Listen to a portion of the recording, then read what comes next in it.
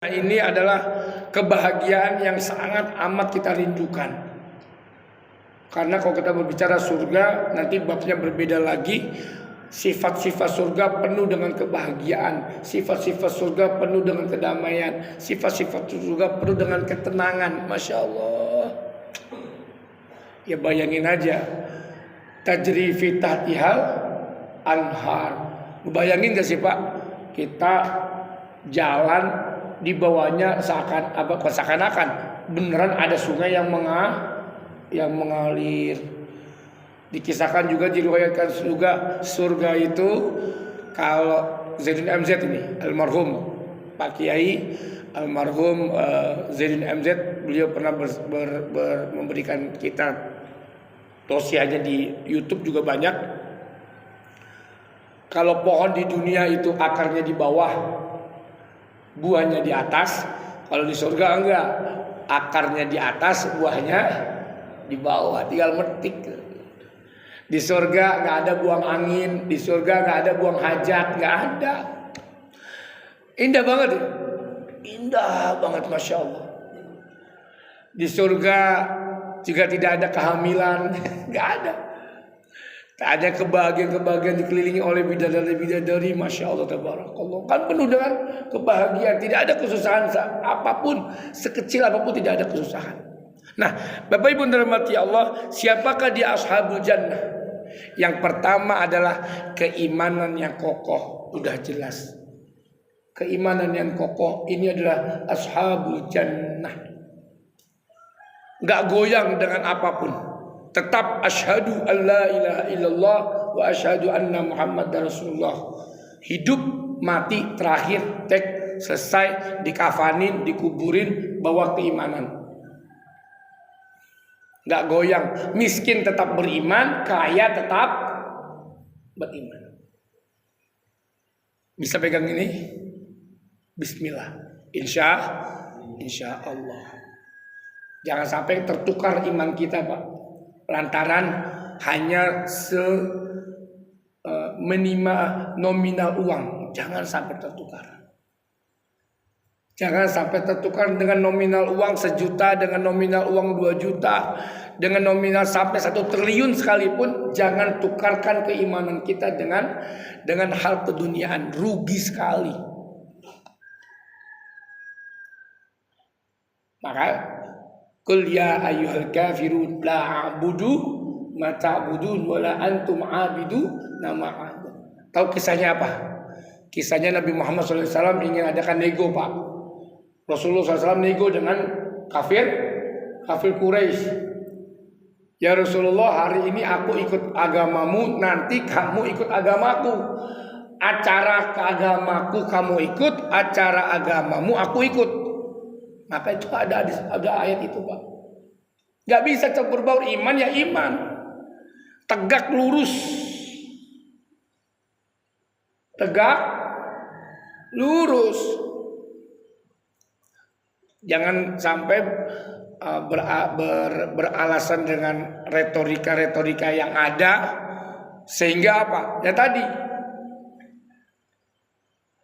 ketika agama kafir Quraisy, Nabi Muhammad SAW ikut. Ketika ada keagamaan atau acara-acara agama Islam, kafir juga boleh, kafir Quraisy ikutan. Gak bisa, kata Nabi Muhammad, gak bisa. Maka turunlah ayat la a'budu ma ta'budun wala antum abidu nama a'bud. Maka ditutup di ayat 6-nya, lakum dinukum waliyadin. Tegak lurus iman itu. Nah, Bapak Ibu dirahmati Allah, apa yang kedua? Yang kedua menjadi ahli surga adalah kesabaran. Masya Allah. Tingkat kesabaran manusia itu benar-benar perlu kita pertahankan. Allah Subhanahu wa taala berfirman surat Ar-Ra'd ayat 24 dan surat Furqan ayat 75 tentang bagaimana janji Allah untuk orang-orang yang bersabar. Bima sabaru, mereka masuk surga. Ya Rabb, sabar atas kebaikan sama sabar atas keburukan. Kalau sabar dalam keburukan mah biasa ya Pak, tapi kalau sabar dalam kebaikan ini yang luar biasa. Artinya Pak, dia tidak meningkatkan, dia bisa terus meningkatkan dirinya di hadapan Allah Subhanahu wa taala, bukan malah mundur. Oke, kita percepat. Yang ketiga apa Bapak Ibu rahmati Allah? Membenarkan syariatnya Rasulullah SAW. Jadi katakan sami'na wa ata'na, membenarkan syariat baginda Rasulullah SAW secara lisan dan secara hati dan secara amal. 3, secara lisan, secara hati, secara amal. Diperbuat atau bukan dilakukan, bukan hanya sekedar iman saja, bukan hanya sekedar membenarkan saja, tapi tidak mengerjakan, tidak, tapi dia mampu untuk mengamalkannya. Membenarkan ini kita luar biasa Pak. Kenapa disebutkan Abu Bakar Siddiq Pak? As-Siddiq itu apa artinya as-Siddiq? Yang membenarkan. Kisahnya apa? Isra Mi'raj. Itu kisah Isra Mi'raj itu di luar logika manusia, jauh di luar logika manusia. Nggak mungkin semalaman dari Mekah ke Madinah, dari Mekah ke mana? Ke Palestina, ke Baitul Muqaddas atau di masjid apa namanya? Aqsa. Subhanalladzi asra bi 'abdihi lailan minal masjidil haram ilal masjidil aqsa. Itu aja udah memakan waktu luar biasa. Alladzi barakna haulahu. Nah ini.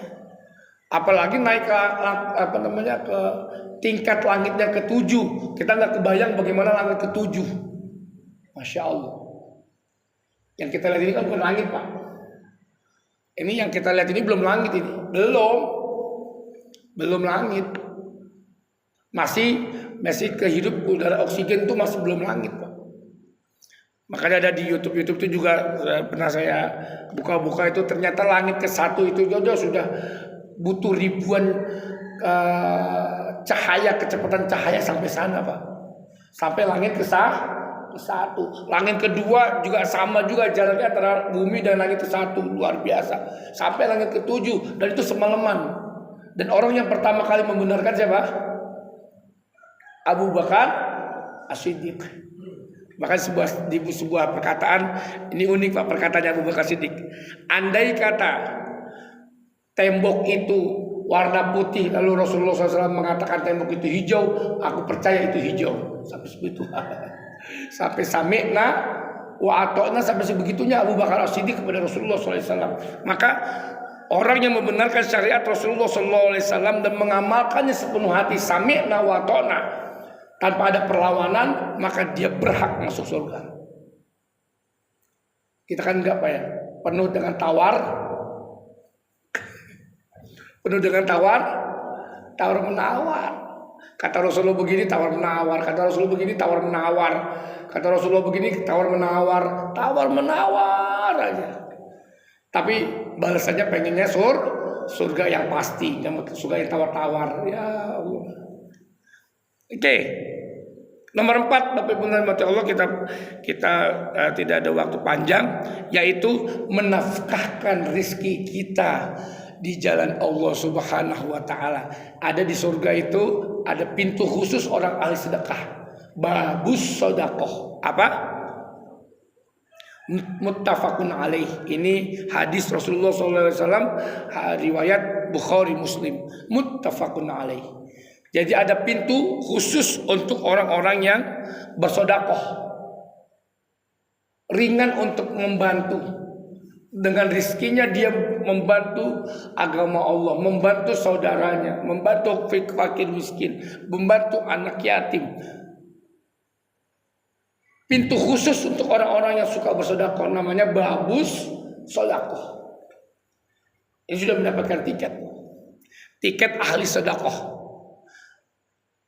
Jelas Pak, mengapa saya katakan saya bertanya kepada para guru, kenapa sih ahli sedekah itu masuk surga? Ternyata jawaban guru apa, Pak?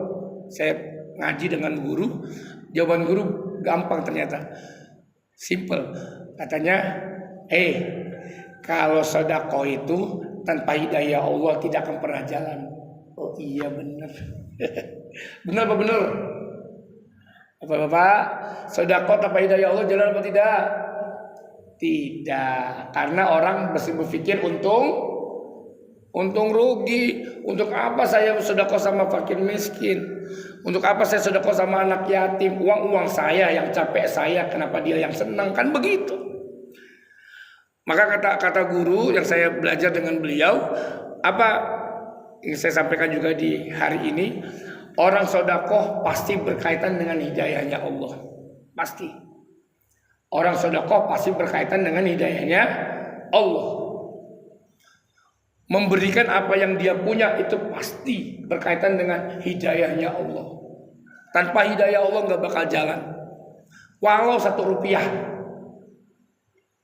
Walau satu rupiah.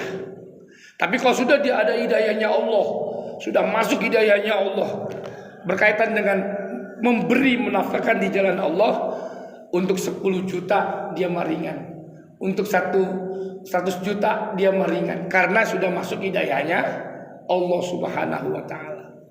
Nah, orang-orang yang suka menafkahkan hartanya di jalan Allah fi sabilillah, sudah jelas babus sedekah, dia akan melewati surga dengan babus sedekah. Nah, yang terakhir Bapak Ibu rahmati Allah adalah orang-orang ahli surga atau ashabul jannah, orang yang selalu minta ampun kepada Allah Subhanahu wa taala.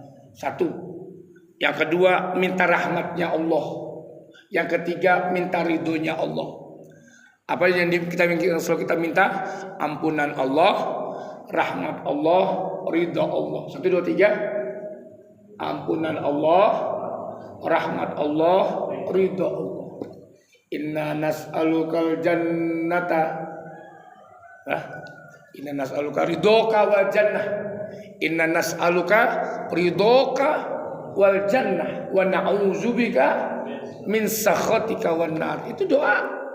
Itu doa ma'surat itu. Doa-doa yang memang disandingkan atau diriwayatkan oleh Nabi Muhammad SAW. Inna nas'aluka ridhoka wal jannah wa na'udzubika min sakhatika wan nar. Minta ampun sama Allah, minta rahmat sama Allah, minta ridho sama Allah. Karena rahmatnya Allah ini yang memasukkan surga atau nerakanya manusia gara-gara ada rahmat Allah atau tidak. Yang kita bahas di sini, amalan-amalan kita yang segunung, amalan-amalan kita yang luar biasa seakan-akan sudah jadi ahli surga, tapi tidak dapat rahmatnya Allah, yang masuk neraka. Yang kita pernah cerita seorang ahli surga disuruh Allah masuk surga dengan rahmatku, kata si ahli surga ini, ya Allah bukan dengan rahmatku tapi dengan amalku. Sombong amat, Pak. Akhirnya apa? Di percakapan itu Allah Subhanahu wa taala memerintahkan malaikat, ambil matanya 1, timbang dengan amal-amalnya semua. Ternyata beratan apa? Biji mata 1 ketimbang amal ibadah yang seguh. Nah, Bapak Ibu rahmati Allah, di surat Az-Zumar ayat 17-18 nanti kita bisa telah kembali. Ini juga berkaitan dengan apa Bapak Ibu rahmati Allah, tentang minta ampun, minta rahmat dan minta ridhonya Allah. Ini juga terkait dengan memaafkan orang lain. Memaafkan orang lain. Tahu kisahnya bagaimana? Saya tutup kisah pengajian hari ini dengan sebuah kisah. Ini suatu hari Nabi Muhammad SAW duduk di majlisnya di Masjid Nabawi. Rasulullah SAW mengatakan begini, wahai sahabat-sahabatku, sebentar lagi akan datang ahli surga. Para sahabat bingung, ahli surga akan datang ahli surga. Ternyata apa? Tidak lama Rasulullah SAW bersabda, ternyata ada orang lewat, Pak. Terus kata sahabat, jangan-jangan itu. Dah, sahabat nggak menghiraukan. Besok begitu lagi. Kata Rasulullah, akan datang ahli surga. Orang itu lagi lewat lagi. Kata sahabat, kok dia lagi. Sekali lagi ada yang meriwayatkan 3 kali. Akan datang kata Rasulullah ahli surga. Dia lagi. Nah sahabat ini ada yang penasaran, Pak, kenapa ini orang disebut ahli surga? Kata Rasulullah SAW. Akhirnya diikuti oleh sahabat satu, Pak. Diikuti oleh sahabat ini ke rumahnya, Pak. Cukut. Bagaimana sih rumahnya ahli surga itu? Ternyata, biasa saja rumah ahli surga. Ternyata pas dia masuk, dia ketok lagi tuh. Dia ketok dia punya pintu. Assalamualaikum, waalaikumsalam. Pak, izinkan aku menginap 3 hari. Boleh? Boleh, silakan. Akhirnya itu sahabat Rasul menginap kepada orang ahli surga yang Rasulullah SAW sebutkan tadi. Dilihat, Pak, kesehariannya biasa. Sholatnya biasa, makannya biasa, minumnya biasa. Bahkan mungkin sholat tahajud itu juga biasa, Pak. Sholat malamnya juga biasa aja. Sampai 3 hari orang ini, sahabat ini tidak menemukan hal-hal yang istimewa daripada sahabat atau orang yang disebut oleh Rasulullah SAW ahli surga. Akhirnya dia nggak kuat, Pak, nggak nahan diri. Dia bertanya, wahai saudaraku, aku sudah 3 hari nginap di sini, tapi tidak ada yang istimewa darimu. Maksudnya bagaimana? Ketika Rasulullah SAW bersabda ada ahli surga yang akan lewat, ternyata engkau yang lewat. Besoknya engkau juga yang lewat. Besoknya engkau lagi yang lewat. Rasulullah SAW menyampaikan ahli surga adalah engkau. Orang yang ini, Pak, dia menangis. Gimana kalau Pak Erwin dikatakan ahli surga? Bangga atau senang? Atau nangis? Tapi kalau sahabat ini malah nangis, Pak, disebut ahli surga. Ya Allah, ahli surga. Masya Allah. Bolehkah aku tahu amalan apa yang engkau telah perbuat, wahai saudaraku, sehingga Rasulullah SAW mengatakan engkau adalah ahli surga? Apa katanya? Aku sebelum tidur memaafkan dosa-dosa atau kesalahan-kesalahan orang-orang yang telah berbuat dosa kepadaku. Aku lepaskan semuanya kepada Allah Subhanahu wa Ta'ala. Jadi ketika dia bangun, dia mulai dari 0 lagi. Jangan disimpan di hati ketika ada luka. Jangan seperti di dalam hati ketika ada kegundahan, kesalahan orang lain pada diri kita. Lepaskan. Ternyata baru tahu sahabat ini ternyata ahli surga itu adalah bagian daripada pensucian diri, pensucian hati terhadap kesalahan orang lain. Barakallahu fikum. Mohon maaf atas kekurangan. Intinya pada hari ini kita belajar, yuk arahkan diri kita menjadi ahli surga dan jauhkan diri kita pada sifat-sifat atau kegiatan-kegiatan yang menuju kepada stempel ahli neraka. Nauzubillah summa na'udzubillah. Al-Fatihah. Auzubillahi minasyaitonir